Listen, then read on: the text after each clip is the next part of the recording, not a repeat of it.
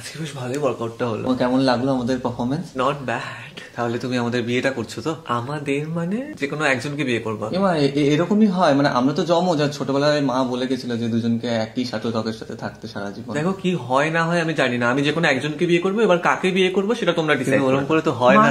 কি আচ্ছা ঠিক আছে, তাহলে আমাকে বিয়ে করে না। তোকে বিয়ে করে নেবে মানে? কাউকে একজনকে বিয়ে করতে হলে আমাকে করবে? আমি তোর থেকে 1 মিনিট আগে ম্যানুফ্যাকচার হয়েছিলাম, তো আমি বড়, আমার অধিকারটা আগে। ওটাই তো বলছি, তোর বয়স হয়ে গেছে ভাই, তো তার ফাটা ছিঁড়ে গেছে, বেচারি বাউন্স খেতে পারে না, তোর এই ছেঁড়া তারের মধ্যে ঢুকে আটকে যায়। হ্যাঁ, আর তুমি এমন জোরে বাউন্স মারো যে আমার লেদার ক্যাপ খুলে খুলে পড়ে যায় বারবার। ওই আর কি। হ্যাঁ, ওই বাউন্স করানোর চক্করে আর কেউ দুদিনের বেশি টেকে না। বাউন্স করি করি কাউকে নর্দমায়, কাউকে পাশের বাড়ির ছাদে, কাউকে ডোবায়।